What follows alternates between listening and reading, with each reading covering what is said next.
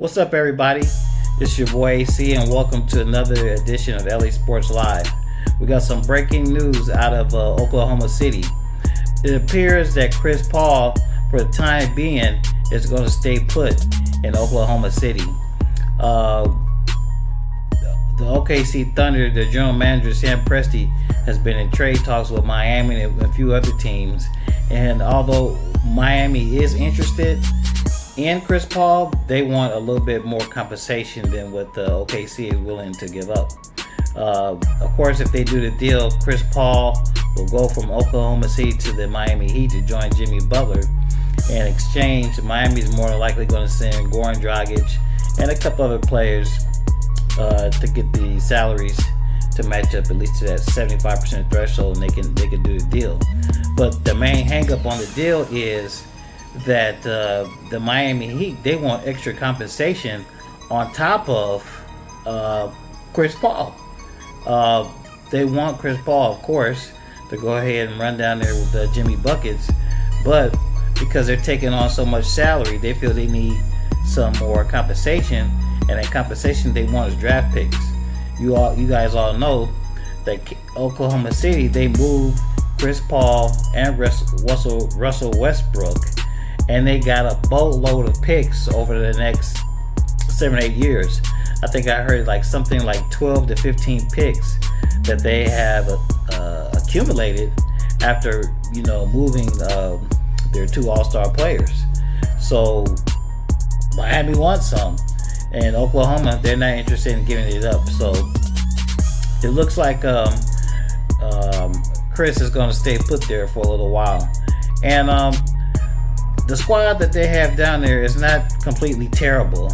Like I mentioned before in the previous videos, I think if Chris Paul goes down there, they have enough, if everybody stays healthy and he's able to lead that team, I think they have enough to possibly get around the 500 mark, 41-41. That won't be good enough to get into the playoffs in the Western Conference, but I don't think that team would be absolutely garbage. And actually, contrary to what a lot of people are saying, I think Chris Paul has more left in the tank than what people give him credit for. Because, I was kind of looking at some of the numbers with him last year on the Rockets with James Harden. And the time when they weren't on the court together, Chris Paul was being Chris Paul. And what I mean by that, he was scoring around 20-21 points a game, 5 rebounds and 10 assists. But of course, he can't average those type of numbers when he's on the same court as James Harden, because Harden just dominates the ball way too much. And ultimately, I believe that's what led to them having to go ahead and move Chris Paul. Not to mention, the little incident to him and James Harden, were having, and their games just really didn't mesh. It was well documented. So, like I said, it appears Chris Paul's going to stay put in Oklahoma City. I don't think it's a terrible thing. The interesting thing about that is if he does stay there, now you guys know that once he starts the season with Oklahoma City, he can't be traded until I think it's sometime in mid-December. And there are already talks out there about, sometime in December, if things are not going well in Oklahoma City, and let's say that if things are maybe not going so well with the Lakers, or they need a point guard, that maybe possibly Chris Paul could be traded to the Lakers. Now, Chris Paul has this crazy, ridiculous salary, but the Lakers have enough. They have quite a few people that they have on 2-year deals to where they could probably move 4 players, something like Danny Green, KCP, JaVale McGee, and maybe one more player, and that would come up to about $20 some odd million, and that would be enough to go ahead and make the trade for Chris Paul. Me as a Laker fan, I don't like that.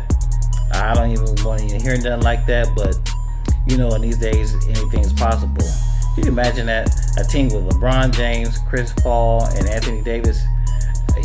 You know, conceptually it sounds cool, but I'm not interested in that. So we'll wait and see what happens with Chris Paul and in the OKC Thunder. Another thing I want to talk about today, I know it's early, it's way early, but I want to make my Western Conference playoff predictions. Well, I won't make playoff predictions, but I'll just give you the 8 teams that I think that will make it to the playoffs in the Western Conference. I'll start from number 8 and go to number 1.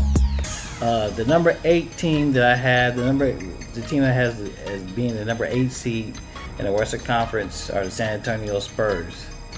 The Spurs, you know, they're bringing back DeRozan, they're bringing back Aldridge, they're bringing back their point guard that was hurt all last year, so they believe they're going to be better and more improved. And I don't like the Spurs. I'm not a Spurs fan, but I got them in the number 8 seed. The number 7 seed I have is the Golden State Warriors. Now, the Golden State Warriors could very easily finish much higher, but I got them in the number 7 slot for the sake of this discussion. They're still going to have 2 out of their 3 main players. They're still going to have Draymond, and they're still going to have Steph, and they've added D'Lo.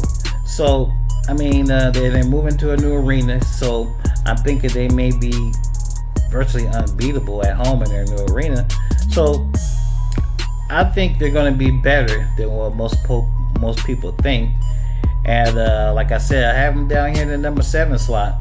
But don't be surprised if the Golden State Warriors actually finish a little bit higher than that. Coming in at the number 6 slot, I have the Utah Jazz. A lot of people like this team. They made a lot of moves. Of course, they're returning Gobert and Donovan Mitchell, yada, yada, yada. Not really a Jazz fan. They're boring. But like I said, I got them in number 6. And in number 5 spot, I got the Portland Trailblazers. You know, they have that tremendous backcourt with Dame and CJ. But they did lose Enes Kanter, but they're going to get Nurkic back, or however you say his name. So I think they'll be pretty tough. But the Western Conference is going to be and even though they made it to the Western Conference Finals this year, I don't think they'll do that good this year. And the Western Conference is going to be crazy. It's going to be stacked. You know, I was talking to somebody earlier today, and I said, hey man, these teams in the Western Conference, they're going to beat the hell out of each other every night.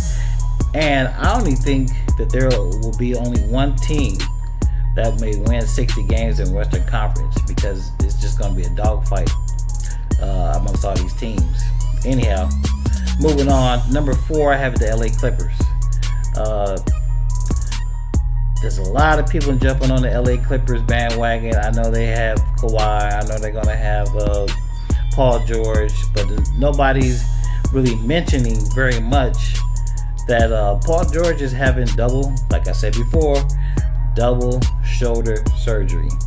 He will not be available until sometime in November, and even when he comes back in to play, he has to get back in playing shape, and then he has to learn how to play with his new team.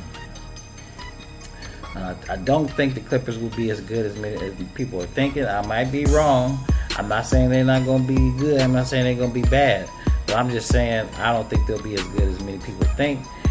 And also with Paul George getting a late start, I think they're going to probably struggle a little bit in the beginning.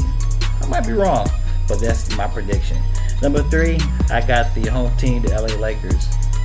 I believe the duo of LeBron James and Anthony Davis is the best one in the league, period. They complement each other the most. Anthony Davis is a far better player than what most people give him credit for. And I really don't want to talk about it too much. I just prefer to let things play out, and then people will see for themselves. Because the Lakers have a lot of haters, man. A lot of haters on the Lakers out there.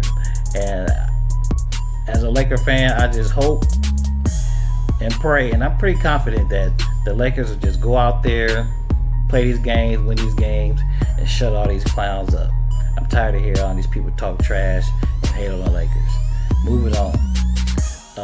Number 2, we got the Houston Rockets. The duo of James Harden and Russell Westbrook. Man, that's going to be crazy, and it's going to be a nightmare each and every night for Western Conference guards to try to figure out what they're going to do with these two guys.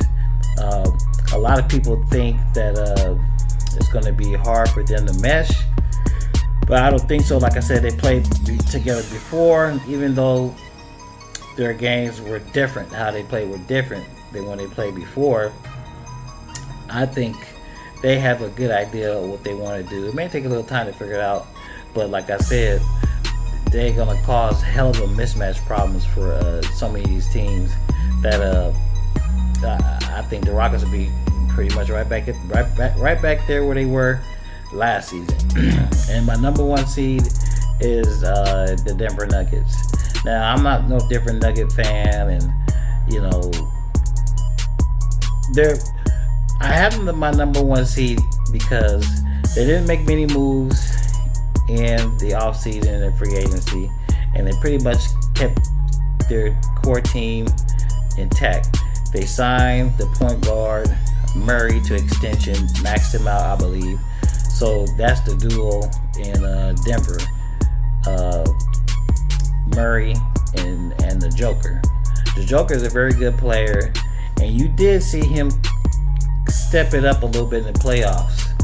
As they got deeper in the playoffs, he stepped it up, but it wasn't enough because his teammates kind of let him down. But the reason, like I said, is I got them as the number 1 seed is because they're a complete team and they've been together. And they made a little run in the playoffs, not as deep as maybe they should have gone, but they had a little run. They got some experience underneath their belt. And I think they're going to hit, as long as they don't have any major injuries, they're going to hit the ground running. Versus some of these other teams, even though I think some of the other teams have made quote unquote better, but they made a lot of changes. And it's going to get time. It's going to take time for these teams, you know, to mesh, to gel. And like I said, I think the Nuggets are pretty much going to hit the ground running. So you guys let me know what you think of my number 1 through 8 seeds for the Western Conference playoffs. I will maybe do the Eastern Conference in the next video. And you guys hit me up if you want something you want me to talk about, or a different team, specific team. Hit me up, let me know. Like I always say, if you like the content, subscribe to the channel, share the video, and give me a thumbs up. Alright guys, I'm out of here. Have a good evening.